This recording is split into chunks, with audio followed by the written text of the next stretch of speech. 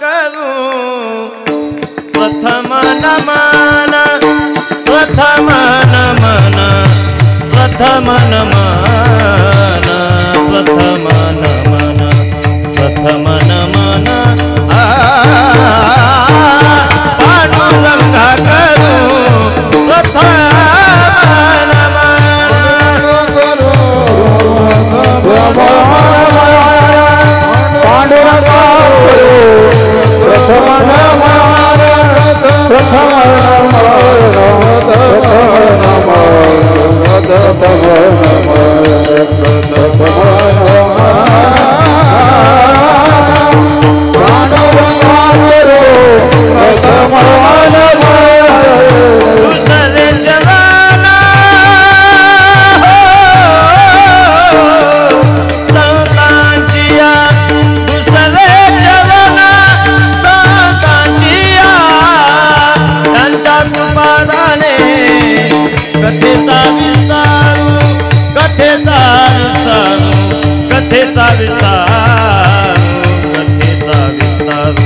कथेचा विस्तारू त्यांच्या कृपादाने कथेचा विस्तारू सिया दुसरे संतांची कृपादाने कथेचा विस्तारू कथेचा विस्तारू कथेचा विस्तारू कथेचा विस्तारू त्यांच्या कृपादाने कथेचा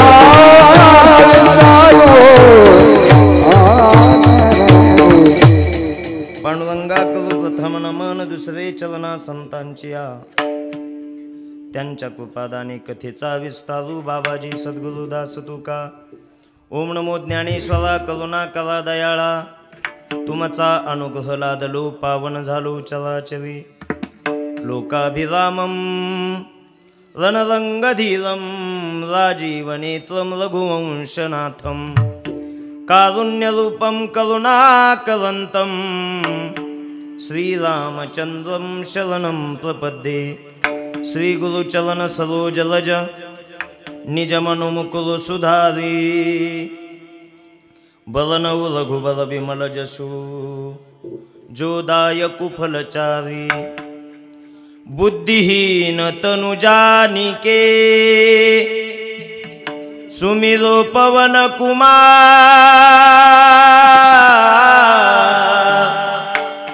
बल बुद्धि विद्या देहु मोहि हरऊ कलेश विकार अष्ट सिद्धि नवनिधि के दाता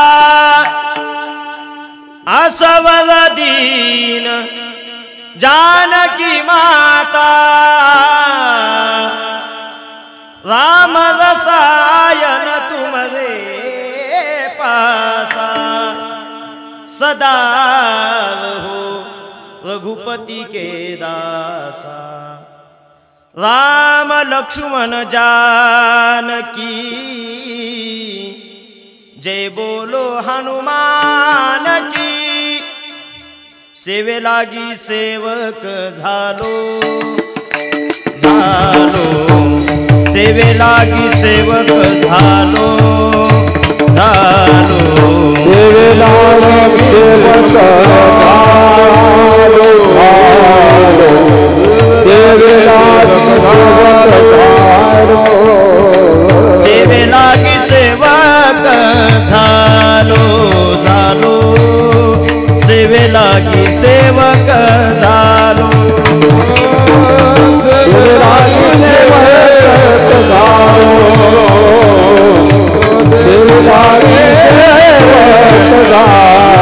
तुम चला गलो निज चलना तुम चला गलो निज चलना अहो स्वामी तुकया देवा देवा अहो स्वामी तुकया देवा रागलो निज चलना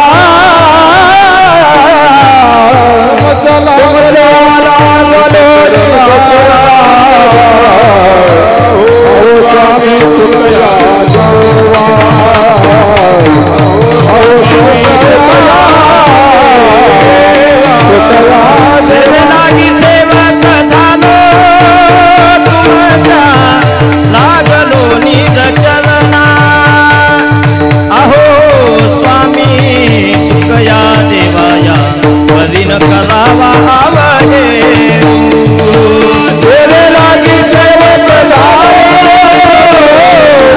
लागलो निरंजना स्वामी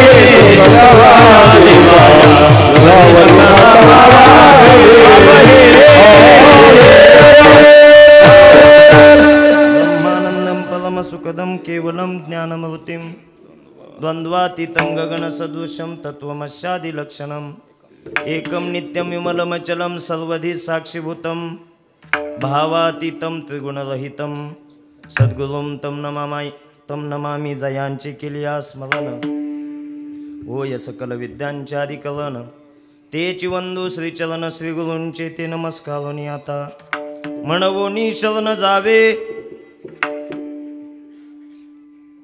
भोंग्यांची आवाज थोडी कमी कर. हॅलो हॅलो मॉनिटरला थोडा म्हणवोनी शरण जावे सर्व भावे देवासी तो हा उतरील पार भवदुस्तर नदीचा. प्रस्तुत कीर्तन सेवेसाठी निवडलेला अभंग महान भगवत भक्त दिहू निवासी विश्ववंद्य विश्वसंत संप्रदायाच्या कलशस्थानी असणारे जगद्गुरु श्री तुकोबाराय यांचा अत्यंत महत्त्वाचा अनेक जणांच्या माहितीतला हा अभंग असून देवाला शरण का जावं आणि कसं जावं याचं मार्गदर्शन महाराजांनी या अभंगाच्या माध्यमातून केलेलं आहे. विठ्ठल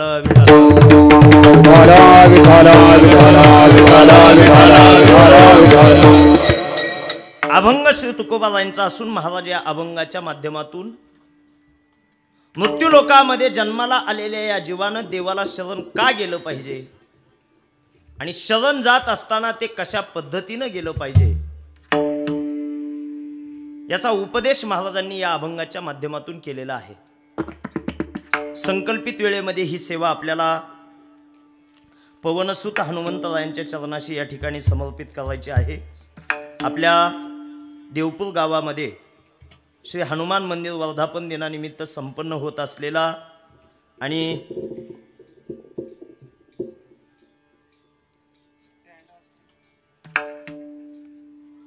श्री हनुमान जन्म उत्सवाच्या निमित्तानं अखंड हरिनाम सप्ताह या सप्ताहातील आजची 5व्या दिवसाची सेवा आपल्या गावातील वाजू नका सप्ताह कमिटीच्या माध्यमातून गावातील भजनी मंडळाच्या माध्यमातून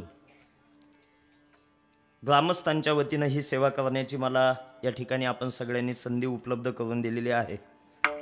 या निमित्तानं पुढे बसलेले आपण सर्व सज्जन मायबाप खरं तर ज्यांच्या माध्यमातून आजची कीर्तन सेवादान आहे आणि ज्यांचं आज आपल्याला अन्नदान आहे असे आजचे महाप्रसादाचे अन्नदाते संपूर्ण खालचा वाडा यांच्या माध्यमातून या ठिकाणी आजचं अन्नदान आहे, आजच्या कीर्तनाचं सेवादान आहे.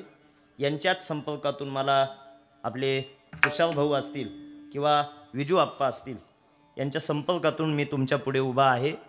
या निमित्तानं पुढं बसलेले तुम्ही सज्जन मायबाप सगळ्यांना माझं वंदन आहे. उपस्थित असलेले मेंढीच्या वारकरी शिक्षण संस्थेतील सर्व हे आमचे छोटे महाराज मंडळी त्यांना कीर्तनात आपण महाराजच म्हणू कारण संस्थेमध्ये असले होते किती गुणी आहे ते संस्था चालकाला माहिती असतात. पण इथं ते अत्यंत गोड टाळ वाजवतात म्हणून त्यांच्यासाठी टाळी वाजवा. इतक्या छोट्या वयामध्ये आई वडिलांना वाटलं का आमचे मुलं वारकरी संप्रदायाशी निगडीत असावे, भजनाशी निगडीत असावे, ज्ञानोबाबाई तुकोबाबाईंच्या सेवेत असावे म्हणून या विद्यार्थ्यांच्या प्रत्येकाच्या आई वडिलांनी आमच्या महाराजांच्या हातात या मुलांचा हात दिलेला आहे. भाविकांनो यातला प्रत्येक जण गायक होईल, वादक होईल किंवा कीर्तनकार होईल हे निश्चित सांगता येत नाही. कदाचित एखादा कीर्तनकार होणारही नाही, गायकही होणार नाही, वादकही होणार नाही, पण आपल्या आई वडिलांना तो कधीही सोडणार नाही याची ग्वाही मी कीर्तनाच्या गादीवरून देऊ शकतो. कारण आमच्या ज्ञानोबाबाई तुकोबाबांचे विचार त्यांच्या मनाशी आणि त्यांच्या हृदयाशी इतक्या बालवयामध्ये त्यांच्या मनामध्ये ते रुजणार आहे. म्हणून संस्थेतील सर्व विद्यार्थी असतील त्यांनाही माझं वंदन आहे. या निमित्तानं ज्यांनी आपल्या या कीर्तनाची पंचपदी केली, महाराष्ट्रातील एक थोर मृदंगाचार्य, माझे अत्यंत जवळचे मित्र हरिभक्तपरायण किरण महाराज गोसावी यांचे पिताश्री हरिभक्तपरायण गायनाचार्य प्रकाश महाराज, बाबांना माझं वंदन आहे. टाळी वाजून आपण त्यांचंही या ठिकाणी आभार मानूया.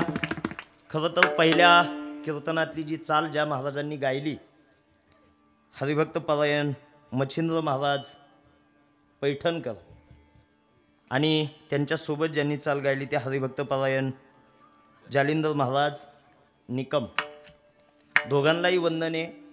आमच्या पैठणकर बाबांबद्दल सांगायला जर गेलं तर कदाचित त्यांचा आवाज माझ्या इतका गोड नसेल, पण त्यांच्या गायनामध्ये जी साधना दिसली ती इथं उपस्थित असलेल्या कोणाकडेच नाही आहे, हे त्यांच्या गाण्यातून कळत होतं. कारण प्रत्येकाच्या गायनाचा थाट वेगळा असतो, प्रत्येकाच्या गायनाची स्टाईल वेगळी असते आणि मला वाटतं प्रत्येकाने देवानं आवाज हा वेगवेगळा दिलेला असतो.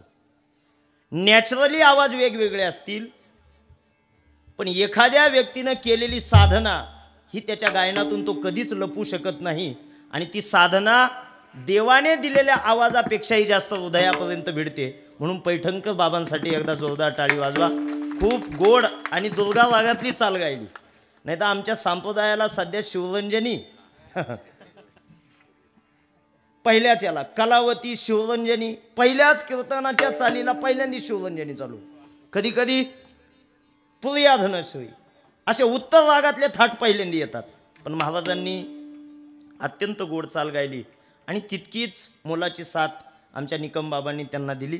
डाव्या बाजूला पखवाजावर साथ देणारे मृदंगाचार्य हरिभक्तपरायण ओम महाराज गोसावी खेडले झुंगे, त्यांच्यासाठी सुद्धा एकदा टाळी वाजवा.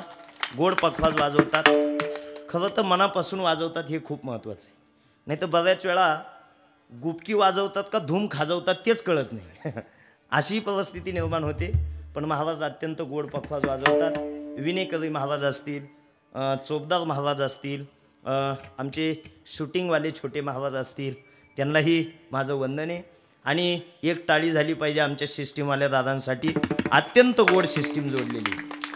कारण बऱ्याच वेळा सिस्टीम ऑपरेटिंगमध्येच आमचे 15 मिनटं जातात, पण कोणतीही गोष्ट न सांगता अत्यंत तंतोतंत, कोणताही गोंधळ नाही, अत्यंत स्पष्ट आवाज, जेवढा पाहिजे तेवढा इको, जेवढा पाहिजे तेवढा बेस, जेवढा पाहिजे तेवढा ट्रबल, अत्यंत बॅलन्समध्ये त्यांनी सिस्टीम जोडलेली. म्हणून त्यांना सुद्धा वंदने. सर्वांचेच आभार मानतो ज्यांच्या माध्यमातून आज आपल्याला या ठिकाणी अन्नदान आहे. असं काय नाव आहे गडाक ना, खालचा वाडा गडाक कुटुंब सर्व सगळ्या परिवाराच्या माध्यमातून आमचे तुषारभाऊ गडाक असतील, विजू आप्पा गडाक असतील, सर्वांचेच मी आभार मानतो. आणि एकच विनंती आहे, शांत मनानं कीर्तन ऐका. महिला मंडळ बोलू नका मावशी, कीर्तनामध्ये शांत बसून कीर्तन ऐकायचं असतं. खरं तर एवढ्या महिला एकत्र येणं शांत बसणं म्हणजे दोन टोकाच्या दोन बाजू आहे, पण आपण कीर्तनामध्ये आहे याची जाणीव ठेवली पाहिजे. म्हणजे जुन्या काळामध्ये महिला मंडळ तुमच्यासाठी सांगतो, जुन्या काळामध्ये एका राजानं 2 लाखाचं बक्षीस ठेवलं महाराज पैठणकर महाराज, आणि स्पर्धा ठेवली खोटं बोलण्याची. खोटं बोलायला लोक काय कमी नाही आपल्याकडे. किती लोकांनी सहभाग घेतला, चला 2 लाख मिळतील, खोटं तर बोलायचंय. 2-2 तास राजाच्या पुढं खोटं बोलले. कुणाचं खोटं बोलणं राजाला आवडलं नाही, पण एक माणूस हुशार होता, तो गेला आणि राजाच्या पुढं 2च वाक्य बोलला. महिला मंडळ ते वाक्य असे होते, तो म्हटला एकदा 50 बाया एकत्र आल्या आणि 1 तास शांत बसल्या होत्या. राजाला त्याचं ते खोटं वाटलं, राजानं त्याला 2 लाखाचं बक्षीस दिलं. तुम्हाला कळलं का? ज्यांना कळलं त्यांना धन्यवाद, ज्यांना नाही समजलं त्यांनी प्रसाद खान घरी जा नाही का. कारण काही गोष्टी माणसानं, जसं विज्ञान अपडेट होतं तसं माणसानंही झालं पाहिजे. आता 3Gचा जमाना गेला, 4G गेलं ना, आता काय चालू झाले 5G. जसं ते अपडेट झालं तसं माणसानं सुद्धा अपडेट झालं पाहिजे. मग काही विनोद समजायला माणूस सावध असला पाहिजे आणि अपडेटही असला पाहिजे.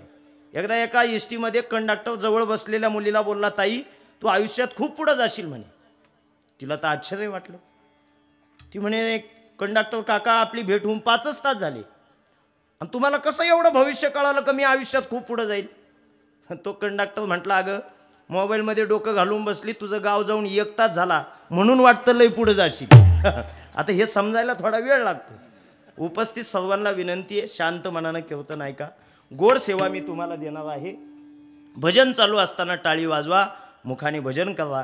उपस्थित परिचित अपरिचित सर्वांना माझं वंदन आहे. मस्तक हे पायावरी, पायावरी मस्तक हे पायावरी, पायावरी या बालकरी संतांच्या, बालकरी संतांच्या, वारकरी संतांचा, या वारकरी संतांचा, वारकरी संतांचा, या वारकरी संतांचा.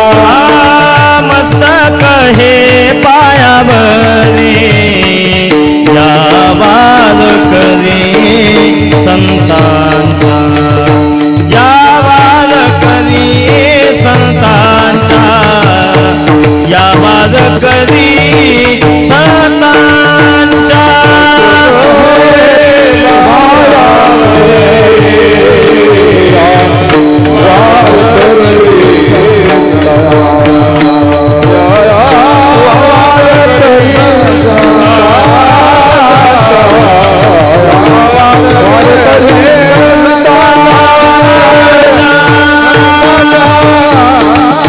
म्हणवणी शवन जावे सर्व भावे देवाशी. अभंग तुकोबारायांचा असून तुकोबारा या अभंगाच्या माध्यमातून देवाला शवन का जावं आणि कसं जावं हे आपल्याला सांगतात. भाविकांनो, या अभंगाची सुरुवात ज्या पदानं होते, ज्या शब्दानं होते, त्या शब्दाचं नाव आहे म्हणवणी. काय आहे बोला, मोठ्यानं बोला. म्हणवणी. नगरी भाषेमध्ये म्हणवणी शब्दाला म्हणून म्हणतात. नगरच्या भाषेमध्ये, आमच्या संगमनेरी भाषेमध्ये म्हणवणी शब्दाला वाक्प्रचारामध्ये किंवा बोली भाषेमध्ये काय म्हणतात, म्हणून. पण हा म्हणवणी किंवा हा म्हणून शब्द त्याच वेळेस उपयोगात येतो, त्याच वेळेस आपल्या बोली भाषेत येतो, त्याच वेळेस आपल्या वाक्प्रचारात येतो, ज्या वेळेस काहीतरी घटना घडलेली असते किंवा घडणार असते. म्हणून या म्हणवणी शब्दाचा प्रयोग केला जातो. काहीतरी कारण असावं लागतं म्हणून त्या शब्दाचा उपयोग होतो. कल्पना करा, तुमच्या देवपूर गावामध्ये अनोळखी व्यक्ती आला, कधीही न पाहिलेला, कधीही न भेटलेला. प्रश्नाला तो उत्तर देतो, काय नाही दादा, पुतण्याचं लग्न जमवायचंय, मध्यस्थी माणसानं मुलीचा पत्ता तुमच्या गावचा दिलाय, त्या मुलीला पाहायचंय म्हणून तुमच्या गावात आलो. गावात येण्यामागे काय आहे, कारण आहे. कारण असावं लागतं. तुकोबारायांनी या अभंगामध्ये पहिलं पद वापरलंय म्हणवणी. देवाला शरण गेलं पाहिजे, म्हणवणी शरण जा, म्हणवणी शरण जावे. पण का जावे हे पूर्ण अभंगात नाही, ते आपल्याला अभंगातून किंवा एक कीर्तनातून शोधायचंय. एकदा भजन करा, विठ्ठल विठ्ठल विठ्ठल,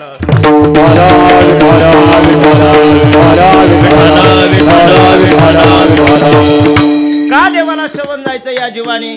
तर ऐका, कारण नंबर 1, देवाला शरण जाण्याचं पहिलं कारण आहे, देवाने हा मानवी देह दिला, हा भगवत भक्तीसाठी दिला.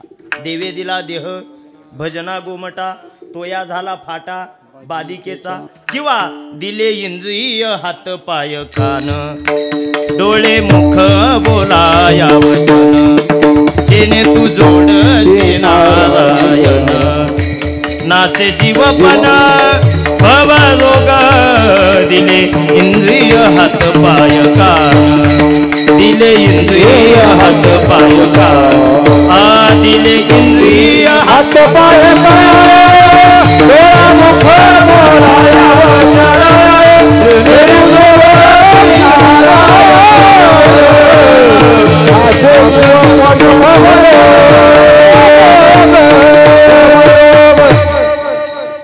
देवाने आपल्याला ज्या ज्या काही गोष्टी दिलेल्या आहेत त्या का दिलेल्या आहे, देवाकडे जाण्यासाठी, देवाची भगवत भक्ती करण्यासाठी.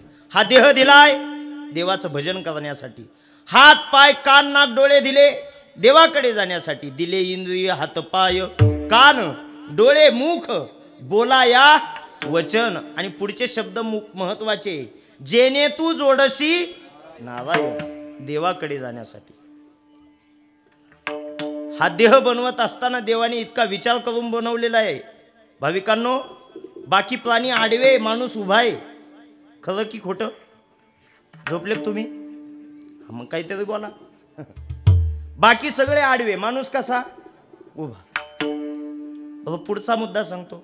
बोलण्याची कला फक्त माणसाकडे. बोलता कोणाला येतं? तुम्हाला येतं ना? हा मग मोठ्यानं बोला. बोलता कोणाला येतं? माणसाला. बाकी कोणाला बोलता येत नाही. शब्दज्ञान नाहीये प्राण्या पक्ष्यांकडे. बोलण्याच्या पद्धती वेगवेगळ्या असते. कोण खूप मवाळ बोलेल, कोण तिखट बोलेल, कोण कडू बोलेल. बोलण्याच्या पद्धती वेगवेगळ्या असतील, पण बोलता बाकी माणसाला येतं. भाविकांनो, एक माणूस गावात आला नाही म्हणून गावातले मित्र त्याला भेटायला गेले. काय झालं म्हणे? गावात नाही दिसत, 8 दिवस झाले. तो म्हटला ताप आला. हा ताप जातच नाही. एक जोडीदार त्याच्या जवळ गेला आणि त्याच्या डोक्यावर हात ठेवला आणि त्याला म्हटला काळजी करू नको, मामूली ताप आहे, एकदा डॉक्टरकडे जा, बरा होशील. गावात नाही आला तर काय फरक पडत नाही, घरीच थांब, पण बरा होशील, टेन्शन घेऊ नको. त्या पेशंटला खूप बरं वाटलं. पण त्याच पेशंटला भेटायला त्यांची एक म्हातारी पाहुणी गेली. काय झालं म्हणे? तो म्हणे ताप आला. हा तापच जात नाही. ती म्हातारी म्हणे काळजी घे, आमच्या शेजारी मेलाय म्हणे एक जण या तापानं, आता हा जगन का? बोलण्याच्या पद्धती काय आहेत? वेगळ्या आहे. संत कसे बोलतात? मधुरावाणी ओठी, तुका म्हणे वाव पोटी, मुखी अमृताची वाणी, वाणी देह देवाचे, देवाचे कारणी, देह देवाचे कारणी. संत हे साच आणि मवाळ हे संतांचं बोलणं आहे. भाविकांनो, मी मुद्दे सांगतोय. हा मानवी देह किती महत्वाचा आहे. 1 उभा आहे, 2 याला बोलता येतं, 3 एकासारखा दुसरा नाही. याचं खूप विशेष आहे. जगाची लोकसंख्या 850 कोटी आणि आपल्या देशाची 140 कोटीपेक्षा जास्त. पण आपल्यासारखा सेम टू सेम कोणीच नाही. कुणी उंच असेल, कुणी ठेंगणं आहे, कुणी काळं आहे, कुणी गोरं आहे. महिला मंडळ, काही लोकांचं नाक असं तलवारीच्या धारेसारखं असतं. काही लोकांची नाकं शोधावी लागतात कुठेही. असे वेगवेगळे देवाने बनवून ठेवले. काहींना किती खायला द्या, उगाच अगरबत्ती छाप असतात, तब्येतच वाढत नाही त्यांची. आणि काही इतके सुटलेले असतात. इंगळे महाराज विनोदानं सांगायचे, पुण्याच्या बस स्टँडला 2 जण बसच्या खाली आले आणि हातात हात द्यायला गेले. पण इतक्या ढिरी सुटलेल्या होत्या, ढिरीला ढेर लागली पण हाताला हात लागलाच नाही. असे वेगवेगळे लोक देवाने बनवलेले. कबीरदासांची भाषा काय बघा. गाडी तेरी रंग बेरंगी, गाडी तेरी रंग बेरंगी, बैल तेरे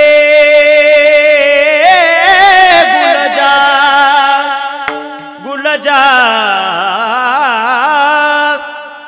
बैल तेरे गुलजार, बैल तेरे गुलजार, बैठने वाला छेल छबेला, हकने वाला लाल, हकने वाला लाल, भैया रे भैया रे. हाँ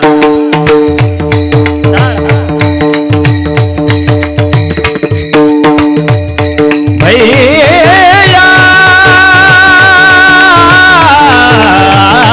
रे भैया, भैया गाड़ी वाला, भैया गाड़ी वाला, धीरे से गाड़ी करे, धीरे से गाड़ी करे, धीरे से गाड़ी करे, धीरे से गाड़ी करे,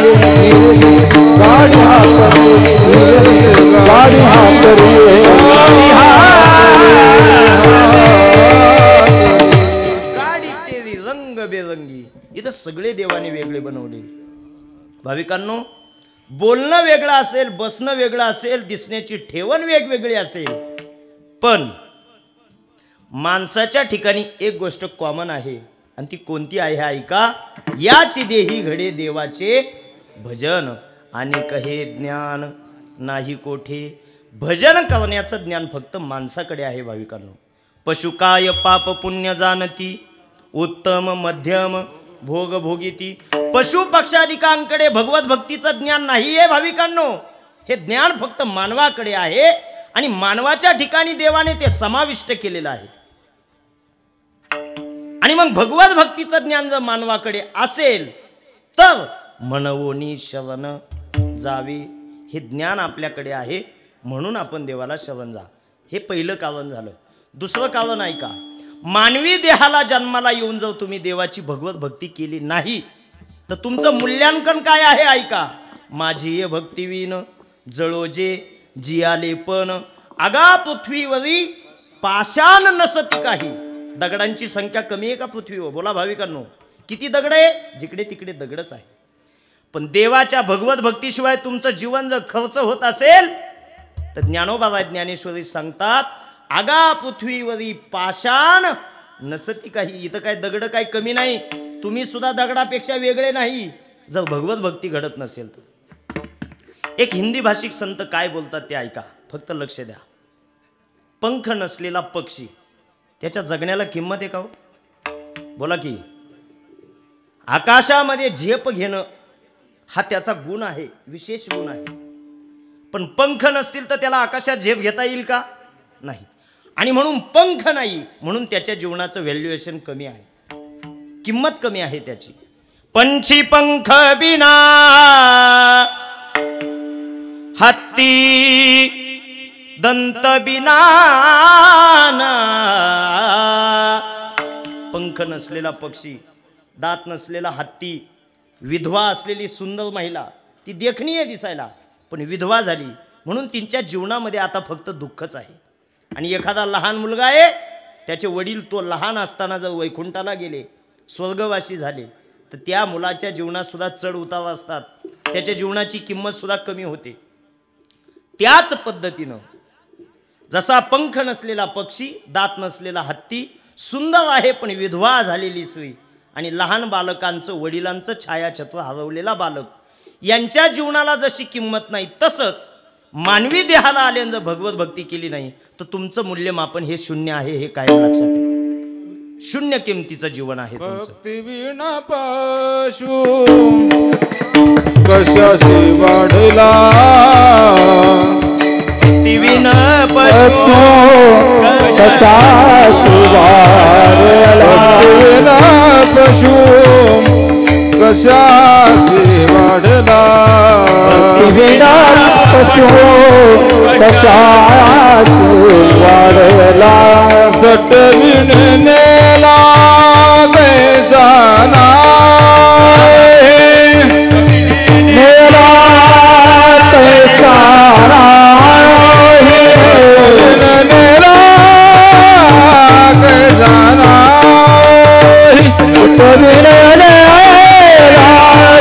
सारा मुखी गाता हर बड़ी चिंता. हरि मुखी गाता हर बड़ी चिंता. हरि मुखी गाता हर बड़ी चिंता. हरि मुखी गाता हर बड़ी चिंता.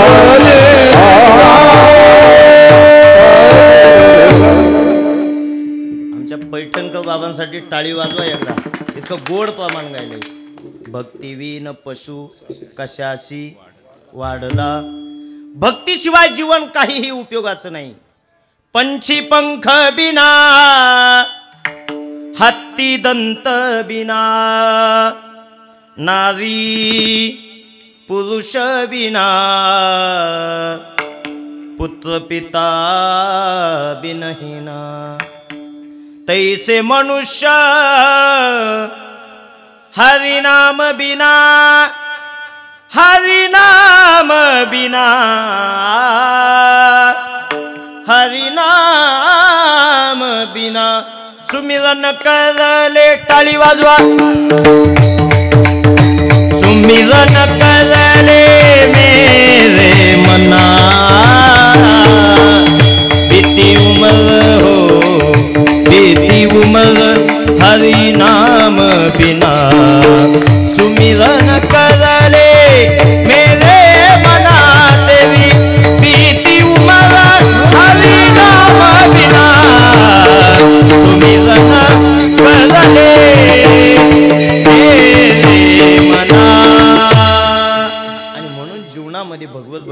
शोकांतिका आहे.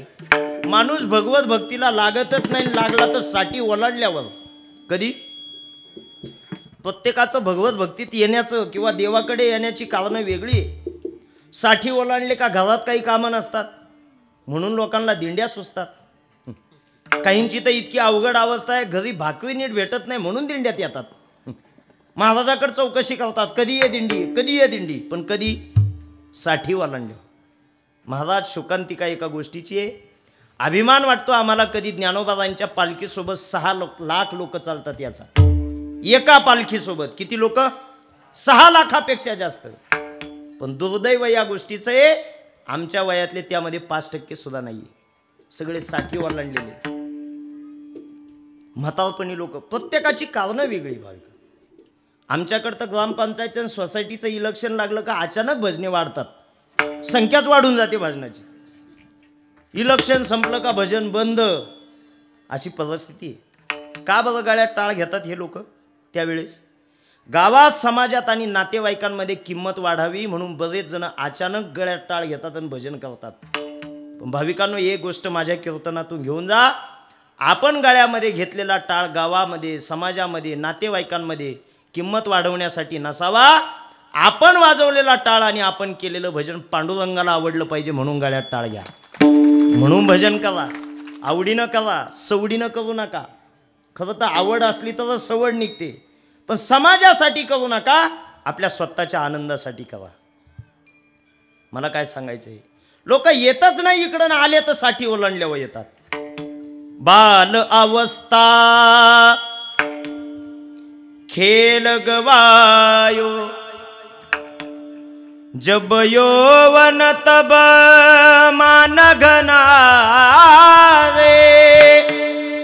जब यौवन तब मान घनारे, बीत गए दिन भजन बिना रे, भजन बिना रे. आपल्याकडे जितेंद्र अभिषेकी नावाचे संगीतकार झाले, त्यांचं एक भक्तिगीत आहे, ऐका काय सांगतात ते. बालवयी खेळी रमलो, बालवयी. यांच्यात बदल होणार नाही, तमाशा नाही बिघडणार नाही. पण जो तरुण या वयामध्ये, तारुण्यामध्ये कदाचित त्याची वाट चुकू शकते, अशा अवस्थेमध्ये ज्या वेळेस तो या धर्म मंडपात येऊन कीर्तनात नाचतो ना, तो खरा तरुणा भाग्यवंत नट हवे कीर्तनात. जो चुकीच्या मार्गाला जाणार होता तो इथं येऊन नाचतोय, तो भाग्यवान तरुण आहे आणि तो योग्य वेळेत परमार्थाला आला पाहिजे. मी कारण सांगतोय. पहिलं कारण, मानवी देह भगवत भक्तीसाठी आहे म्हणून देवाला शरण जा. दुसरं कारण, या देहाची आणि या जन्माची किंमत जर वाढवायची असेल तर भगवत भक्ती केली पाहिजे. नाही तर सांगतो तुम्हाशी भजारे विठ्ठला, नाही तरी गेला जन्म वाया. आणि याच्या सापेक्ष तुका म्हणे, जन्मा आल्याचे सार्थक विठ्ठलाची एक देखलिया. जीवनाची सार्थकता करायची असेल तर म्हणून देवाला शरण गेलं पाहिजे, म्हणवोनी शरण जावे. पुढे चला, तिसरा मुद्दा सांगतो. भाविकांनो, आपल्याला मिळालेला हा देह आहे, मानवी देह, पण आपल्या हृदयामध्ये कोण नांदत असेल तर त्याचं नाव आहे परमात्मा. आपण हरिपाठात म्हणतो, सर्वा घटी राम देहादेही एक. किंवा जनाबाई काय सांगते ऐका. देव आहे, देव आहे, देह आहे, देव आहे,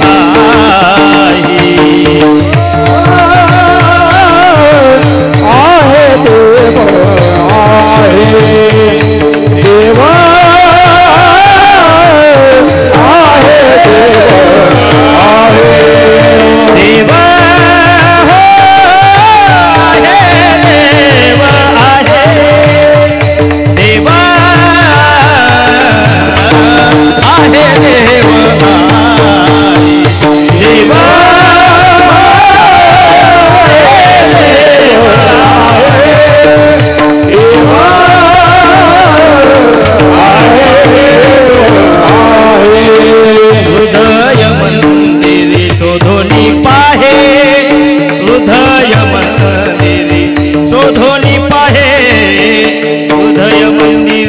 शोधोनी पाहे हृदय मंदिरी.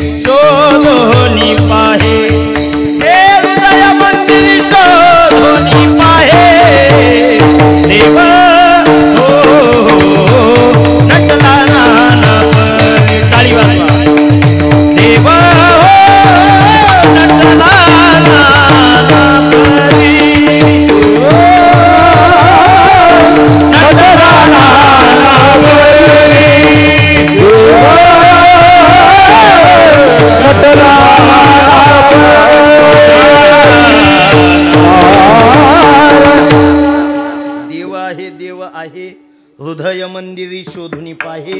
आपल्या हृदयात त्या देवाचं अस्तित्व आहे. प्रत्येकाच्या हृदयामध्ये तो नांदतो. आपण अंश रूपानं देवाचे अवतार आहोत. देवाचा अंश आहे आपल्यात. आपण तर हे अभंग ऐकतोच, पण जुन्या काळामध्ये आपण शाळेमध्ये प्रार्थना गायलेली असेल. नांदतो देव हा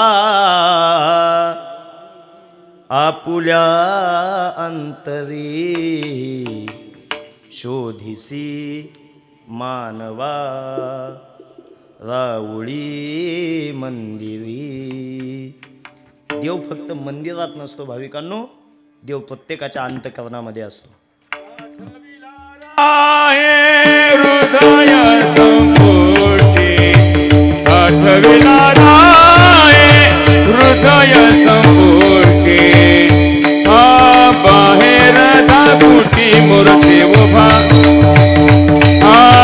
बाहेर दाखुटी मूर्ती उभा, मूर्ती उभा, मूर्ती उभा, साठविला राहे हृदय संपुटी, साठविला राहे हृदय संपुटी, साठविला राहे हृदय संपुटी, साठविला राहे हृदय संपुटी, बाहेर दाखोटी मूर्ती उभा,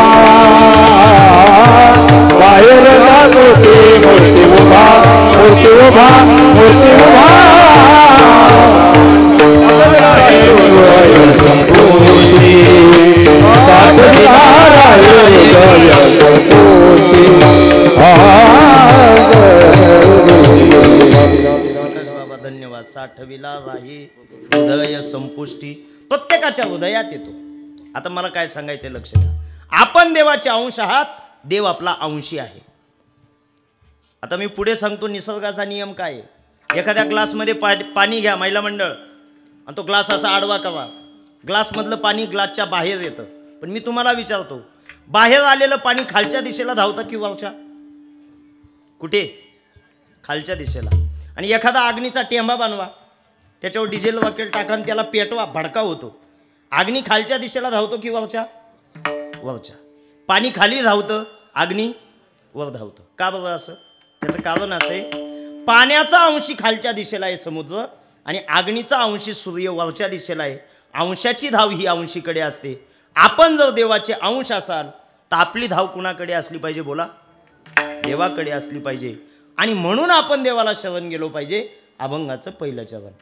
मनावोनी शरण जावे, मनावोनी शरण जावे, मनावोनी शरण जावे, मनावोनी शरण जावे, मनावोनी शरण जावे, मनावोनी शरण जावे, मनवोनी शरण जावे, मनवोनी शरण जावे,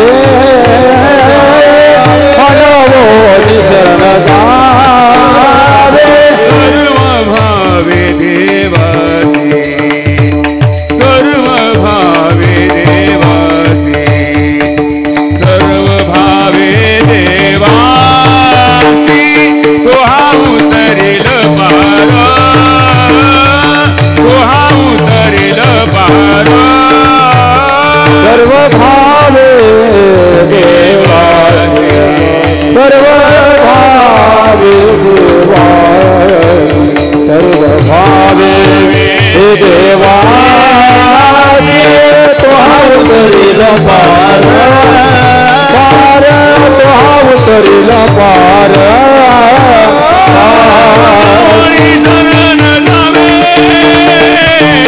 सर्व भावे देवासी, सर्व भावे देवासी, मनवोनी शरण जावे,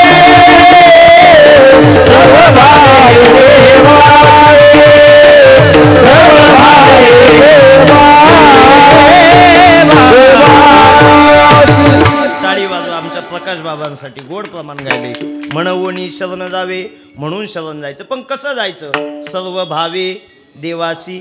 भक्तीच्या प्रांतामध्ये भावाला महत्व आहे. भक्तीच्या प्रांतामध्ये वरपंगी भक्ती चालत नाही. काल्याच्या कीर्तनात आपण कायम ऐकतो, गोकुळामध्ये देव अवताराला आल्यानंतर त्या देवाला संपवण्यासाठी मारण्यासाठी कंसानं वेगवेगळे दैत्य पाठवले. त्यामध्ये पुतना गेली, आघासूर दैत्य गेला, पण या सगळ्यांमध्ये एक महाबळ भट्ट म्हणून गेला. जात असताना त्याची जर वेशभूषा पाहिली तर ती भगवत भक्ताची होती. बाह्य रंगानं तो भगवत भक्त दिसायचा. धोतर घातलेलं, जानवं घातलेलं, गोपीचंदन टिळा लावलेला, मुखामध्ये देवाचं भजन, हातामध्ये पंचांग. ही सगळी वेशभूषा कशाची आहे? भगवत भक्ताची. पण अंतरंगात बाकी त्याच्या खोट होता. त्याची मनापासून देवाची सेवा करण्याची वृत्ती नव्हती. त्याला अंतरंगात खोट म्हणतात. काय म्हणतात? आमच्या संगमनेरी भाषेत आतल्या गाठीचा, वरून वेगळा आणि आतून वेगळा. तो वरून वेगळा दिसायचा.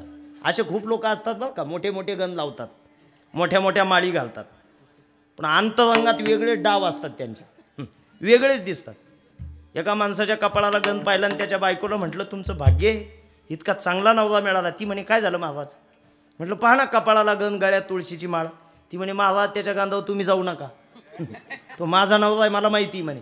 प्रत्येक कीर्तनाला गेला का नवीन चप्पलची जोड घेऊन येतो म्हणे तो. त्याच्या गांधाच कौतुक मला कशाला सांगता? लोक वरून बदलतात, आतून बदलत नाही. पण देवासाठी महत्वाचं काय आहे? सर्व भाव अंतरीची घेतो गोडी, पाहे जोडी भावाची काही न लगे एक भावाची कारण. तुका म्हणे आन विठोबाची. भाव महत्वाचा आहे, सर्व भाव महत्वाचा आहे. उदाहरण सांगतो भाविकांनो. जुन्या काळामध्ये स्वामी वल्लभाचार्यांच्या आश्रमामध्ये त्या काळातले तत्कालीन सगळे संत जमा झाले. जसे पंढरपूरच्या वारीला गोरोबा काकांच्या घरी आमची सगळी संत मांदियाळी जमा झाली होती, तशी त्या काळी वल्लभाचार्यांच्या आश्रमामध्ये त्या काळातले उत्तर भारतातले सगळे साधू संत जमा झाले. भाविकांनो, त्यामध्ये एक महिला संत होत्या, त्यांचं नाव होतं संत मीराबाई. काय नाव होतं? मीराबाई. भगवान श्रीकृष्णांच्या, आता महिला जास्त आहे म्हणून सांगतोय मी, भगवान श्रीकृष्णाच्या 2 महिला भक्त आहे. एकीचं नाव राधा आणि दुसरीचं नाव मीरा. कुणालाही माहिती. एक राधा एक मीरा. असे गायक असले का फक्त डिझेल पुरतच गावं लागतं. ज्यांना समजलं त्याला धन्यवाद. भेटला एक राधा एक मीरा, दोनों ने शाम को चाहा, शाम को चाहा, अंतर क्या दोनों की चाह में बोलो, अंतर क्या दोनों की चाह में बोलो. एक प्रेम दीवानी एक दरस दीवानी, एक प्रेम दीवानी एक दरस दीवानी. राधा ने मधुबन में ढूंढा, मीरा ने मन में पाया. राधा जी से खो बैठी गोविंद, मीरा हाथ मिलाया. एक मुरली एक पायल, दोनों हरि नाम से घायल. अंतर क्या दोनों की चाह में बोलो, एक प्रेम दीवानी एक दरस दीवानी. एक राधा होती, एक मीरा होती. या मीराबाई बसलेल्या त्या सगळ्या संतांमध्ये, वल्लभाचार्यांच्या आश्रमामध्ये. सगळे संत एकमेकांबद्दल वेद उपनिषद शास्त्र याच्याबद्दल गप्पा मारतात, बोलतात ते. पण मीराबाई बाजूला बसल्या आणि फक्त कृष्णाचं भजन गात होत्या. जय जय राधा रमण हरी बोल, जय जय राधा रमण हरी बोल, जय जय राधा रमण हरी बोल, जय जय राधा रमण हरी बोल, जय जय राधा रमण हरी बोल, जय जय राधा रमण हरी बोल. मीराबाईंचं भजन चाललंय. हे भजन या संतांमध्ये उपस्थित असलेले एक संत होते ज्यांचं नाव होतं स्वामी हरिदास. त्या हरिदासांनी भजन ऐकलं आणि मीराबाईंच्या जवळ येऊन मीराबाईंना बोलले, आता लक्ष द्या. मीराबाईंना स्वामी हरिदास म्हणतात, मीराबाई भजन गाते ठीक आहे, पण तुझ्या गाण्यामध्ये राग नाही आहे. काय नाही आहे? राग नाही. मीराबाईंनी दिलेलं उत्तर गोड होतं. मीराबाई त्यावेळेस स्वामी हरिदासांना म्हणतात, आणि हरिदास सामान्य नव्हते, तानसेन सारखा गायक त्यांच्याकडे शिकलेला होता. इतकी त्यांची शास्त्रीय संगीताची बैठक मोठी होती. ते स्वामी हरिदास ज्या वेळेस मीराबाईला बोलले का मीराबाई भजन गाते ठीक आहे, पण तुझ्या गाण्यात काय नाहीये? राग नाहीये. मीराबाईंनी दिलेलं उत्तर गोड होतं. मीराबाई स्वामीजींना बोलले, स्वामीजी आपकी बात सही है, मेरे भजन में राग नहीं है, लेकिन स्वामी जी मेरी भी बात सुनिए. स्वामी जी मनुष्य को रिझाने के लिए राग में गाया जाता है, लेकिन परमात्मा को रिझाने के लिए अनुराग में गाया जाता है. देवाला आवडावा असं गायचं असेल, जरा मोठ्यानं वाजवा, टाळी वाजवायची असेल. देवाला आवडावा असं गायचं असेल तर त्यामध्ये ताल स्वर महत्वाचा नाहीये.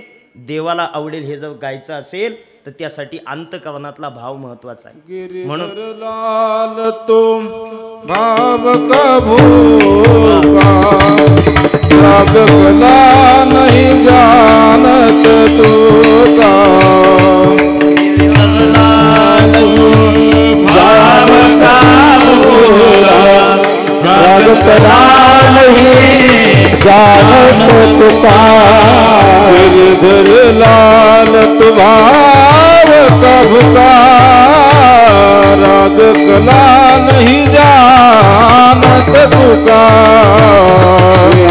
प्रभु तो भाव का भूका, राग कला नहीं जानत तुका.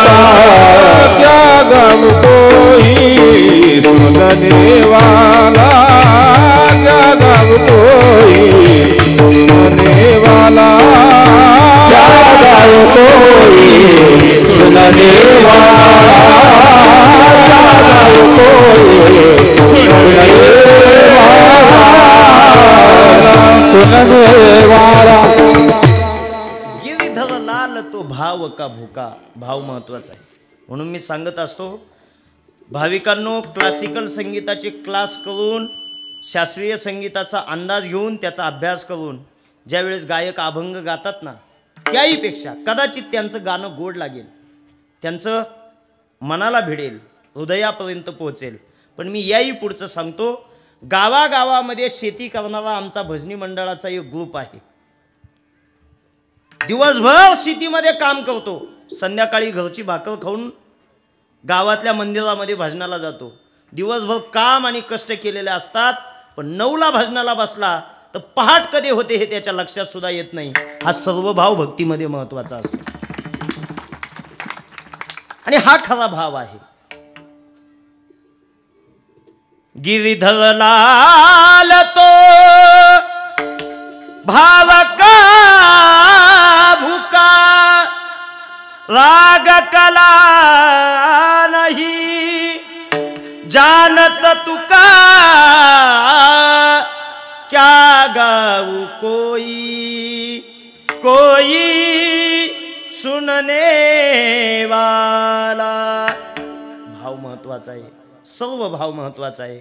मग सर्व भाव म्हणजे काय? काया वाचा आणि मन. काया वाचा मनानं देवाची केलेली सेवा याला सर्व भाव म्हणतात. संतांनी कायेनं सेवा केली, देह जाओ अथवा राहो. संतांनी वाचेनं सेवा केली, दीन रजनी हाची धंदा गोविंदाचे पोवाडे माझी मज झाली. अनावर वाचा छंद या नामाचा घेतलासे. आणि संतांनी मनानं सेवा केली, गोविंद गोविंद हा गोविंद गोविंद. गोविंद गोविंद मना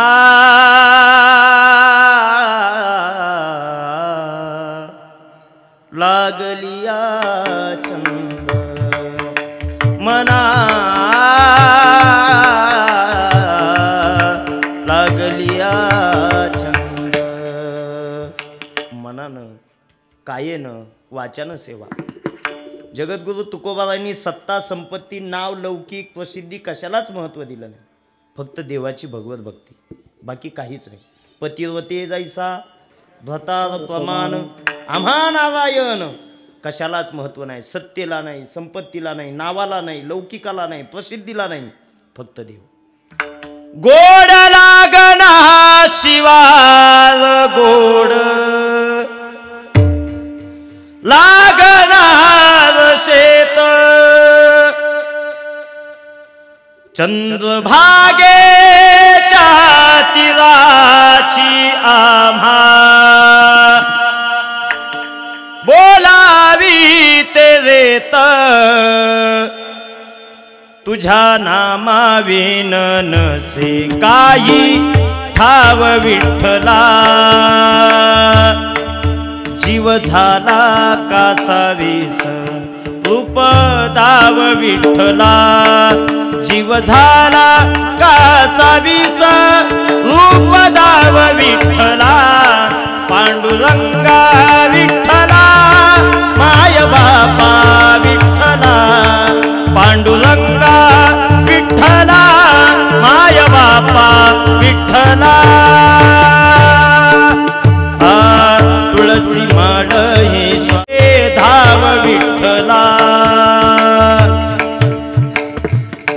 जीव झाला कासावीस रूप दाव विठ्ठला जीव झाला कासावीस रूप दाव विठ्ठला पांडुरंगा विठ्ठला माय बापा विठ्ठला पांडुरंगा विठ्ठला माय बापा विठ्ठला.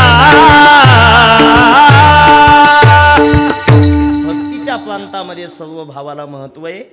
सर्व भावानं देवाची सेवा केली पाहिजे. देव सुद्धा म्हणतोय जो मज होय अनन्य शरण त्याचे निवारी मी जन्म मरण. शरण येण्यामध्ये देव सुद्धा सांगतोय का मला अनन्य भावानं शरण आलं पाहिजे. या लागी शरणागत शरण्य मीच एक. अनन्य भावानं शरण. काय असतो अनन्य भाव ऐका. श्रद्धा कशी असते. भगतसिंगांना फाशी व्हायची होती. लक्ष द्या. आमच्या या देशभक्ताला काही तासानं फाशी होणार असताना त्या जेलर अधिकाऱ्याला त्या इंग्रज अधिकाऱ्याला वाटलं आजपर्यंत भक्तीचे पोवाडे गात होता, आजपर्यंत देशभक्तीच्या घोषणा देत होता, पण आज फासावं जायचंय. आज डोळ्यात पाणी असेल. आज फासावं जायचंय. मरण पुढं दिसत असेल. आज काळ पुढं दिसत असेल. आज थरकाप होत असेल. आज देशभक्ती सगळी संपलेली असेल. पाहू तरी काय अवस्था आहे या भगतसिंगांची. जेलर अधिकारी भगतसिंगांना पाहण्यासाठी भगतसिंग ज्या कस्टडीत होते त्या खोलीकडे गेले. आश्चर्य वाटेल भाविकांनो तुम्हाला. आमच्या या देशभक्ताला काही तासानं फासावं जायचं होतं, पण सकाळच्या वेळेला भगतसिंग व्यायाम करत होते. काय चालू होता? व्यायाम. इंग्रज अधिकाऱ्याला विशेष वाटलं. आवाज दिला भगतसिंगांना. भगत, ए भगत, अरे मला बोलायचंय तुझ्याशी. काय साहेब? अरे तुला माहिती आहे का आज फासावं जायचंय? माहिती ना साहेब. अरे मग फासावं जायचंय तरी सुद्धा तुझा व्यायाम चाललाय. अरे ज्याला जिवंत राहायचंय त्यांना व्यायाम करावा, ज्याला मरायचंय त्याच्यासाठी हा व्यायाम काय महत्वाचा. भगतसिंग अधिकाऱ्याच्या जवळ आले आणि त्या अधिकाऱ्याला म्हटले साहेब व्यायाम कशासाठी आहे ऐका. मला जन्म देणारी माझी आई झोपेतून उठली का एक टोपली घेते, रानात जाते, फुलं गोळा करून आणते. साहेब त्या टोपलीमध्ये जेवढे फुलं बसतील तेवढे तिनं फुलं आणलेले असतात. आंघोळ झाली की आमच्या घरातल्या देवघरातल्या देवाच्या पूजेला ती बसते. देवपूजा झाल्यानंतर त्या टोपलीतून एकच फूल घेते. आणलेले टोपली भरून असतात पण देवाला वाहताना एकच वाहते साहेब. पण आई काळजी घेते जे फूल देवाला द्यायचे ते सुकलेलं नकोय, कोमजलेलं नकोय, निस्तेज नकोय. एकच टवटवीत प्रसन्न सतेज एकच तेल घेते, फुल घेते आणि ती देवाला वाहते. साहेब, माझ्या आईमध्ये आणि माझ्यामध्ये फक्त एकच बदल आहे साहेब. माझ्या आईचा देव आमच्या घरातल्या देवघरात आहे आणि माझा देव ही भारत माता आहे. आज मी माझ्या देवासाठी निघालोय. जात असताना मी सुकलेला नसेल, कोमजलेला नसेल, माझा चेहरा पडलेला नसेल साहेब. माझ्या डोळ्यामध्ये पाण्याचा एक थेंब सुद्धा नसेल. टवटवीत प्रसन्न चेहऱ्यानं हसत मुखाने फासावं जाणार साहेब. मी हसत हसत फासावं गेलो ना, हाच माझा हसणारा चेहरा या भारतातील सगळा तरुण पाहिल, स्वातंत्र्य चळवळीत सहभागी होईल आणि या देशाला स्वातंत्र्य मिळवून दिल्याशिवाय राहणार नाही याची गॅरंटी मला, म्हणून मी आत्ता व्यायाम करतोय. याला सर्वभाव म्हणतात, देशाबद्दलचं प्रेम. आणि म्हणून हे लोक गेले तरी जिवंत आहे आज. शब्दच असे, लढूनी मरावं मरुनी जगावं. जे गेले ते सुद्धा आज जय जयकारानं जिवंत आहे. शिवछत्रपती शिवाजी महाराज की म्हटलं का काय येतो? जय येतो. हा म्हणायला लावा लागत नाही, सांगावा लागत नाही, आपसूक येतो, मनापासून येतो. काहींच्या अंगावर तर काटा येतो महाराजांचं नाव घेतल्यानंतर. आणि आता मध्यंतरी छावा चित्रपट आला. या चित्रपटाने किती पैसे कमवले हा मुद्दा बाजूला ठेवा भाविकांनो, पण या चित्रपटानं आपल्या देशामध्ये आणि आपल्या महाराष्ट्रामध्ये काय क्रांती केली असेल तर ती ऐका. हे जुन्या पिढीतले जे टोपी घातलेले लोक आहे ना, यांच्या मनामध्ये संभाजीराजेंबद्दल गैरसमज होते. संभाजी महाराज चुकीचे होते, हिंदवी स्वराज्याची काळजी नव्हती, ती व्यसनी होते, असा जो गैरसमज होता, हा गैरसमज बाजूला करून प्रत्येकाच्या मनामध्ये संभाजी महाराजांबद्दल आदर आणि प्रेम निर्माण करण्याचं काम कोणी केलं तर त्या छावा चित्रपटाने केलं. प्रत्येकाच्या मनामध्ये दोन गोष्टी शिकायला मिळाल्या आम्हाला. स्वराज्यासाठी, हिंदवी स्वराज्यासाठी जगावं कसं हे शिवाजी महाराजांनी शिकवलं आणि हिंदवी स्वराज्यासाठी मरावं कसं हे धर्मवीर संभाजी महाराजांनी आम्हाला शिकवलं. 40 दिवस अत्यंत हाल सहन केले पण झुकले नाही संभाजी महाराज. आणि खरं सांगू का, आमचं तुमचं खूप भाग्य आहे. आमचा महाराष्ट्राच्या मातीत जन्म आणि तोही 2 महात्म्यांच्या नंतर. एका महात्म्याचं नाव होतं, महापुरुषाचं नाव शिवछत्रपती शिवाजी महाराज, आणि दुसऱ्या महात्म्याचं नाव होतं माऊली महावैष्णव ज्ञानोबाबाई. या दोघांच्या नंतर आपला जन्म झाला. याचं कारण असं आहे, एका व्यक्तीनं संस्थापना केली वारकरी संप्रदायाची आणि दुसऱ्या व्यक्तीनं संस्थापना केली हिंदवी स्वराज्याची, म्हणून आपण या धर्ममंडपात आहोत. हे कायम लक्षात ठेवा. या दोघांचे खूप मोठे अगणित उपकार आहे आपल्यावर. हे जिवंत आम्ही ठेवतो का, तर यांनी हाती घेतलेल्या कामाबद्दल सर्वस्वपणानं ओतून दिलं. शिवाजी महाराज की जय म्हणतो आम्ही. ते देहरूपानं नाही तरी जय म्हणतो, कारण हे गेल्यानंतर सुद्धा जिवंत ठेवण्याचं काम आम्ही करतो. लढुनी मराव मरुनी जगाव हेची आम्हाला ठाव. देशापायी सारी विसरू धर्मापायी सारी विसरू माया ममता नाती. शूर आम्ही सरदार आम्हाला काय गुणाची भीती. शूर आम्ही सरदार आम्हाला काय गुणाची भीती. देवदेश धर्मापायी देवदेश धर्मापायी प्राण घेतल हाती. शूर आम्ही सरदार आम्हाला काय गुणाची भीती. शूर आम्ही सरदार आम्हाला काय गुणाची भीती. जिवंत ठेवण्याचं काम आम्ही करतो, पण या लोकांनी हाती घेतलेलं काम सर्व भावानं पार पाडलं. देवाला सुद्धा शरण जाताना सर्व भावानं जा. देवाला जर शरण सर्व भावानं गेलो तर देव आपल्यासाठी काय करतो. अभंगाचं 2रं चरण. तो हा उतरील पार, तो हा उतरील पार, उतरील पार, तो हा उतरील पार, तो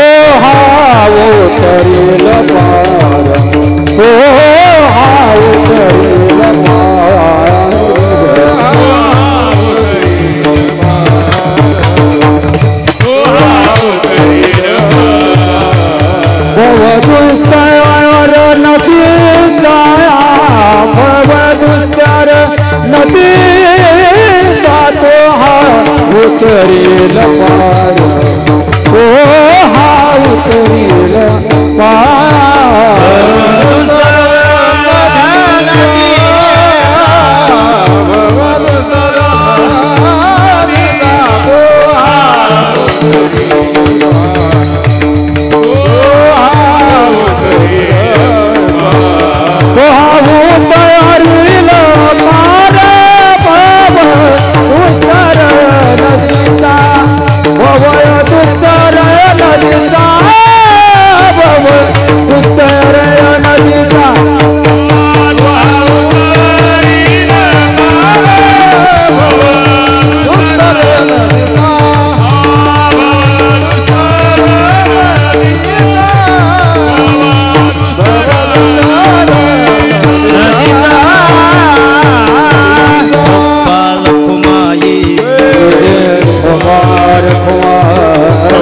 टाळी वाजवा टाळी टाळी हा टाळी गोपाल कुमारी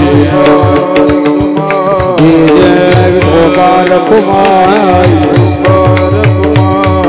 गोपाल कुमारी गोपाल कुमारी गोपाल कुमारी गोपाल विठोबार कुमार विठोबार कुमार विठोबार कुमार विठोबार कुमार विठोबार कुमार विठोबार कुमार विठोबार कुमार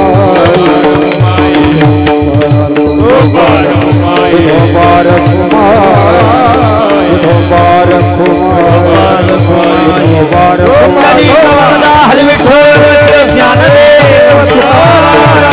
पंढरीनाथ भगवान की जय माऊली माळेश्वर महाराज जगद्गुरु तुकाराम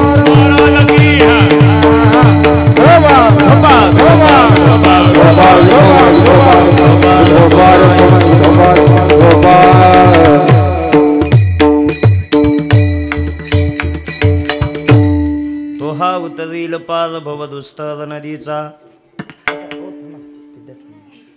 एक 10 मिनिटं राहिले आपले लक्ष द्या. देवाला अनन्य भावानं शरण गेलं का तो आपल्याला भवसागरातून तारून नेतो. भाविकांनो माझं वाक्य लक्षात ठेवा. जगामध्ये भवसागरातून उतराई व्हायचं असेल, संसार बंधनातून किंवा संसार दुःखातून मुक्त व्हायचं असेल तर या ठिकाणी आपल्याला फक्त देवच तारून नेऊ शकतो. संसार कधीही माणसाला सुखी करू शकत नाही, कधीच करू शकत नाही. अपेक्षा तर माणसाला फक्त सुखाचीच आहे, पण मग हे सुख मिळवायचं असेल तर देवाकडे जावं लागतं. सुखा लागी जीव तरी तू पंढरीशी जाय एक वेळ तू घासी सुख रूप होसी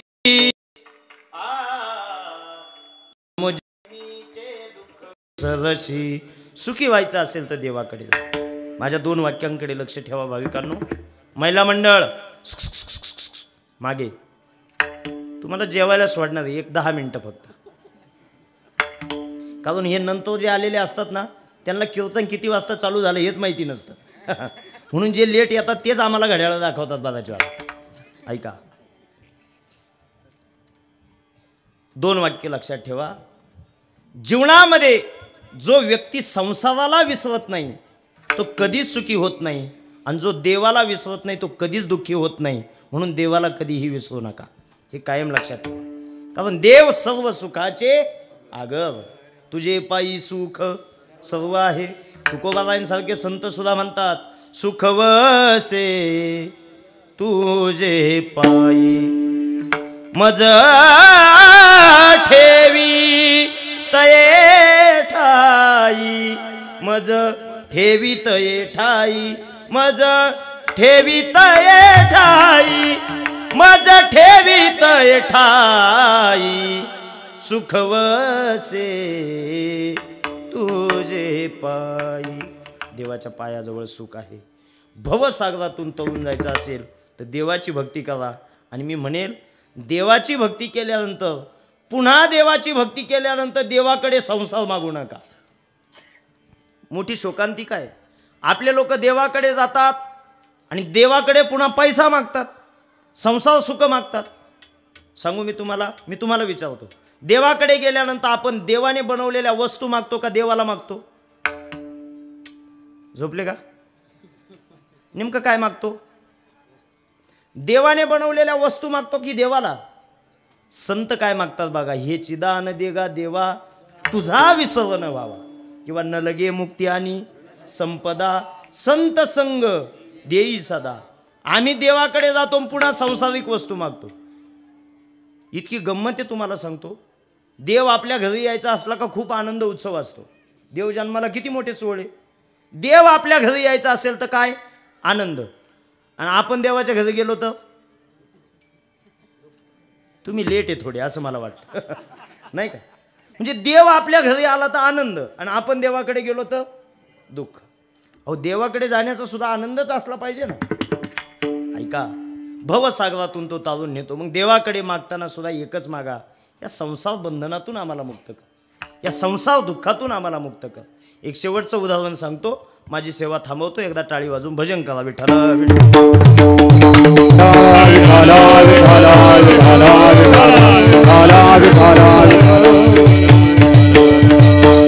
रामायणातला प्रसंग आहे. प्रभू रामचंद्रांना पंचवटीमध्ये सीतादेवीनं सोन्याचं हरण मागितलं. परिणाम असा झाला, देव त्या हरणाकडे गेले. साधू वेशातला रावण आला आणि सीतामाईला लंकेला घेऊन गेला. लंकेमध्ये अशोक वाटिकेत सीतामाईला ठेवले आणि देव आता सीतेच्या शोधासाठी लंकेकडे निघालाय. जात असताना नदी आडवी येते. नदीच्या पल्याड देवाला जायचं असतं. काळ जुना होता, नदीला पूल नसायचे, पण त्या प्रत्येक नदीमध्ये नावाडी असायचे. नाव चालवायचे आणि उपजीविका भागवायचे. त्या नदीमध्ये एक भगवत भक्त नावाडी होता, त्याचं नाव होतं केवट. काय नाव होतं बोला? केवट. त्या केवटाला देवाने आवाज दिला. खूप गोड उदाहरण आहे, 5 मिनिटात सपनारे फक्त लक्ष द्या. केवटा, ए केवटा, तुझी नाव देतो का? देवाचे शब्द काय? तुझी नाव देतो का? खरं तर जगाचा मालक आहे तो देव. नाव बनवणारा, जेने हे विश्व निर्मिले, महर्षी देवा संस्थापिले, 21 स्वर्गात धरिले, सत्ता मात्रे आपुल्या. ही त्याची शक्ती आहे. पण जगाचा मालक असून सुद्धा केवटाला म्हणतो, केवटा तुझी नाव देतो का? मोठे माणसं कायम गोड बोलतात आणि शांत बोलतात. ते तापट नसतात बोलायला. पण राजकीय असू द्या, मोठा पुढारी नेता असेल ना, मंत्री, तो शांततेत बोलणार. पण त्याच्या जवळची पिलावळ कधीच चांगलं बोलत नाही. हा अनुभव आहे सगळीकडे. मोठे लोक कायम शांत बोलतात. तो जगाचा मालक पण केवटाला म्हणतोय, केवटा तुझी नाव देतो का? केवट नाव घेऊन आला. केवटाला वाटलं आज माझ्या नावे सामान्य माणूस बसत नाही, याच्या भाषेवरून कळतंय हा मोठा माणूस असला पाहिजे. देवाला ओळखलं आणि हात जोडून केवट म्हणतो, देवा माफ कर, माझ्या नावे तुला मी घेणार नाही जमणार आपलं. देव म्हटला, अरे मला ओळखलं का मी कोण आहे? केवट म्हटला, अरे देवा तुला कोण ओळखत नाही? सगळं जग तुला ओळखतं, मी सुद्धा ओळखतो, पण बाकी लोक फक्त तुला ओळखतात. मी तुझ्या सहित तुझ्या स्वभावाला ओळखतो देवा. आणि तुझा स्वभाव असा आहे देवा, तुझा पाय एका दगडाला लागला तर दगडाची बाई झाली. जर तुझा पाय माझ्या नावेला लागला बाई जर झाली, मग माझी पहिलीच बायको सांभाळताना वजन कमी झालंय म्हणे माझं, ही दुसरी बायको ठेवायची कुठं? आणि नावेचीच बाई झाली तर खायचं काय देवा? माझा धंदा आहे नाव. म्हणजे स्वभाव ओळखला. स्वभाव. भाविकांनो, जीवनामध्ये आपण ज्यांना ज्यांना जवळ घेतो ना, मला असं वाटतं प्रत्येकाच्या मोबाईलमध्ये 3-3, 4-4 हजार मोबाईल नंबर आहे संपर्कातले. पण या सगळ्यांमधले जवळचे फक्त 5-10 असतात. पण त्यांनाच जवळ घ्या ज्यांचा स्वभाव आपल्याला ओळखता येतो. बाह्य रंगाने ओळखून जवळचं स्थान देऊ नका. त्यांचे स्वभाव ओळखा आणि मग जीवनामध्ये जवळचं स्थान द्या. जीवनात तुमची कधीच फजिती होणार नाही. हे वाक्य माझं कायम लक्षात ठेवा. स्वभाव ओळखून. टाळी जरा नीट वाजवायची असेल. लोक टाळी वाजवायला सुद्धा पैसे लागतात अशी कंजूसीवाणी वाजवतात. मी सांगू, टाळी वाजवताना मनापासून वाजवावी, शाबासकी देताना मनापासून. माझं कीर्तन ऐकताना सुद्धा मनापासून ऐकलं पाहिजे, मोकळ्या मनानं, हसत मुखानं. बऱ्याच वेळा असा भानगडी घडतात, काही ठिकाणी गेल्यानंतर पुढच्या लाईनीला जे बसले असतात त्याच्यातलाच एखादा भामट्यासारखा आपल्याकडे पाहतो. आपल्यालाच कळत नाही त्याचं चुकतंय का आपलं चुकतंय म्हणून. असे काही कन्फ्यूज करून देणारे असतात. मनापासून ऐकलं पाहिजे. मी सांगू, आयुष्य पुन्हा पुन्हा नाही. प्रत्येक पाऊल टाकत असताना त्याच्यामध्ये आनंदाच्या संकल्पना शोधा आणि आनंदाने जीवन जगा. आनंदाच्या संकल्पना शोधता आल्या पाहिजे. स्वभाव ओळखून जवळचं स्थान द्या. स्वभाव खूप महत्त्वाचा आणि तेच ओळखता येत नाही. आणि रिअल लाईफमध्ये स्वभावालाच महत्त्व आहे. तुमच्यासोबत कोण किती गोड बोलतो, किती पैशावाला आहे, याला काही किंमत नाही आहे. तो तुमच्यासोबत किती चांगला वागतो, त्याचा स्वभाव कसा आहे याला महत्त्व आहे. एका गणिताच्या क्लासमध्ये शिक्षकांनी मुलांना मुद्दलीचं व्याज काढायचं शिकवलं. स्वभाव सांगतोय मी. काय शिकवलं महिला मंडळ? व्याज काढायचं. आणि एका मुलाला उभं केलं आणि त्याला विचारलं, सांग मी शिकवलेलं आलं का लक्षात? तो म्हणे समजलं सर. गणित देऊ का? द्या सर. 2 मिनिटाच्या आत उत्तर देतो म्हणे. आणि शिक्षकांनी गणित दिलं. सांग म्हणे, तुझ्या बापाला 5,000 रुपये दिले 5 रुपये टक्क्यानं 2 वर्षासाठी. मी आत्ताच शिकवलंय, गणित करून सांग 2 वर्षानं तुझा बाप मला किती पैसे देईल? 5,000ला 5 रुपये टक्क्यानं. मुलानं 1 मिनिटाच्या आत उत्तर दिलं. तो म्हटला, सर 2 वर्षानं माझा बाप तुम्हाला 1 रुपया सुद्धा देणार नाही म्हणे. मास्तर म्हणे, गाढवा तुला काही अक्कल आहे का? अरे माझा 1 तास गेलाय शिकवण्यात. गणित माहिती का गणित? तो म्हटला, सर मला गणित माहिती आहे, पण तुम्हाला माझा बापच माहिती नाही म्हणे अजून. त्यानं घेतले ते कुणाचेच दिले नाही. तुमच्या गणिताला काय काडी लावायची का तिथं? याला म्हणतात स्वभाव. आणि हे स्वभाव बघा, नातेवाईक आणि भावकीनंतर आपण जवळचे कुणाला मानतो तर ते आपल्या मित्रांना मानत असतो. ते मित्र जवळ घेत असताना स्वभाव ओळखून घ्या, कारण जीवनामध्ये खूप सांभाळतात आपल्याला मित्र. मध्यंतरी सोशल मीडियावर एक गाणं आलं होतं, दुःख आडवायला उंबऱ्या सारखा, दुःख आडवायला उंबऱ्या सारखा, मित्रवन व्यामध्ये गारव्या सारखा, मित्रवन व्यामध्ये गारव्या सारखा. वाट चुकणार नाही जीवनभर तुझी, वाट चुकणार नाही जीवनभर तुझी, एक तू मित्र कर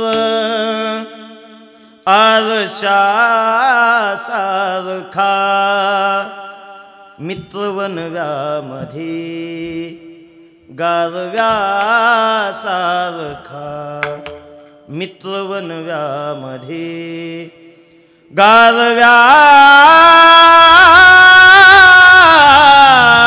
सारखा. मित्राला जवळ घेत असताना स्वभाव ओळखून त्याला मित्र बनवा. केवट म्हणतोय, देवा तुझ्या पायामुळे हे घडतं, मला अगोदर तुझे पाय धुवायचे. देवाच्या पाय धुण्याची संधी केवटानं घेतली. रामचरण सुखदाई भजमन, रामचरण सुखदाई भजमन, रामचरण सुखदाई. रामचरण सुखदाई भजमन, रामचरण सुखदाई भजमन, रामचरण सुखदाई, रामचरण सुखदाई. पाय धुतले. 2 मिनिटं लक्ष द्या फक्त. नावेत देवाला घेतलं, नाव कडेला नेली. पहिल्या तीराला नाव पोहोचल्यानंतर नावेतून खाली उतरत असताना जगाचा मालक प्रभू रामचंद्र केवटाला म्हणतात, केवटा मला पहिलं तीराला घेऊन आलाय, सांग काय पाहिजे? केवट म्हटला, देवा काहीच घेणार नाही. अरे काही घेणार नाही मग खाशील काय? देवा ते मी पाहिल. पण देवा तुला माहिती आहे का, एका धंद्यातले 2 लोक एकत्र आले तर एकमेकांकडून मोबदला घेत नसतात. एकमेकांना मदत करत असतात देवा. आणि आपण दोघं एकाच धंद्यातले आहोत म्हणून आज मी तुझ्याकडून काहीच घेणार नाही. योग्य वेळ आल्यानंतर तुला मदत करावी लागेल. देव म्हटला अरे पण आपला धंदा एक कसा मला जरा समजावून सांग. केवटानं दिलेलं उत्तर लक्षात ठेवा भाविकांनो. किती गोड उत्तर दिलं. तो केवट म्हणतो देवा आपला धंदा एक कसा. ऐक देवा, या सामान्य गंगा नदीतून पहिल्या तीराला घेऊन जाणारा मी अत्यंत सामान्य नावाडी आहे देवा. पण या भवसागरातून तारून नेणारा तू खूप मोठा नावाडी आहे देवा. आज मी तुला नावेतून घेऊन आलोय, नदीतून घेऊन आलोय, पण देहरूपानं पडल्यानंतर या भवसागरातून तारून नेण्यासाठी माझ्यासाठी तू उभं राहायचं.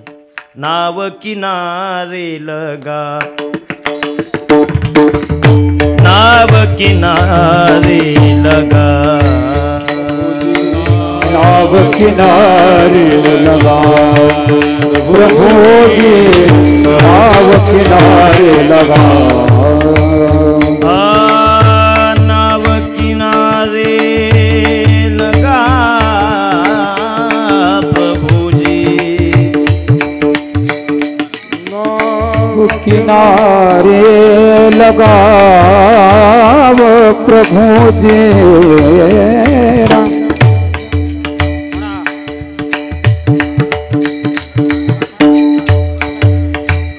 नाव किनारे लगा, नाव किनारे लगा प्रभु जी, प्रभु जी. नाव किनारे लगाओ प्रभु जी, नाव किनारे लगाओ. लगा प्रभु जी,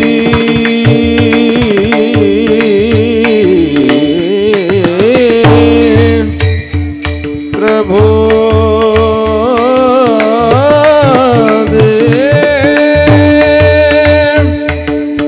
प्रभु जी.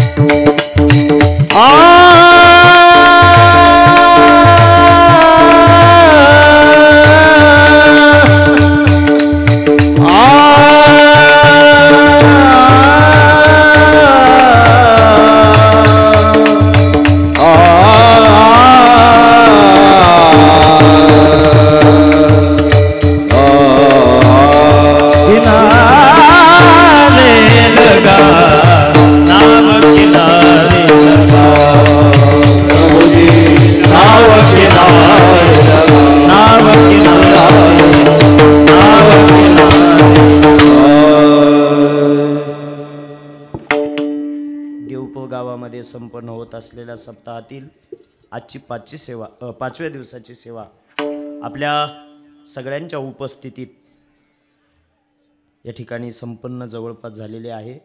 उपस्थित सर्व महाराज मंडळी, पैठणकर महाराज असतील, प्रकाश महाराज असतील, निकम महाराज असतील, ओम महाराज असतील, सर्व गावातील पंचक्रोशीतील भजनी मंडळी असतील, पुढे बसलेले आपण सज्जन मायबाप आणि आमच्या साऊंड सिस्टीमवाला दादांसाठी एकदा पुन्हा टाळी वाजवा. गोड अशी सिस्टीम. खरं तर आपला सप्ताहच अत्यंत गोड आहे. एवढ्या भव्य दिव्य स्वरूपात आपली सर्वांची उपस्थिती, खास करून महिला मंडळ, एवढ्या महिला पाहिल्यानंतर मला असं वाटतं